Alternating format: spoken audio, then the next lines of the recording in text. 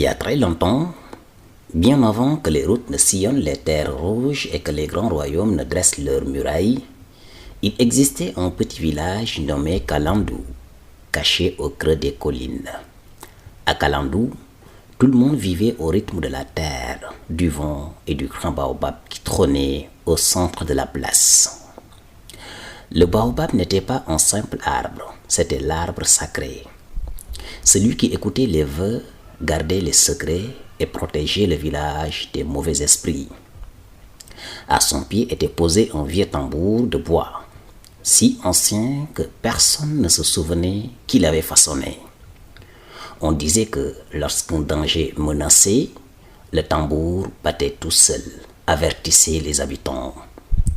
Chaque soir, les enfants se rassemblaient autour des anciens, écoutant les récits d'antan pendant que les flammes des feux de bois dansaient sur les visages.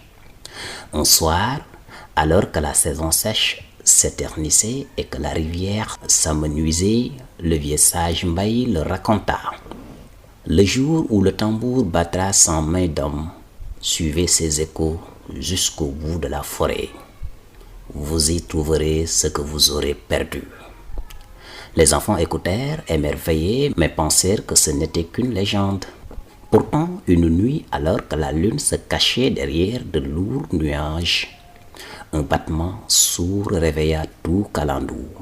Boum, boum, boum. Le tambour résonnait seul sous le baobab.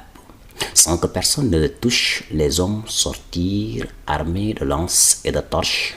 Les femmes serrèrent les enfants contre elles. Guidés par le rythme, les plus braves suivirent les échos de la forêt profonde. Ils marchèrent longtemps, traversant l'épaisseur noire des bois jusqu'à ce qu'ils découvrent une source d'eau, cachée sous les rênes d'un arbre tombé.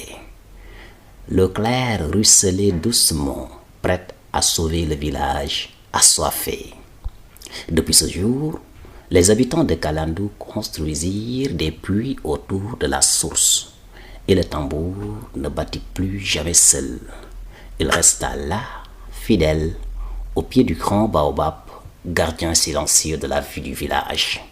Et encore aujourd'hui, dit-on, si l'on tend l'oreille aux nuits sans vent, on peut entendre dans le lointain le tambour du vieux Kalandou qui veille sur ses enfants.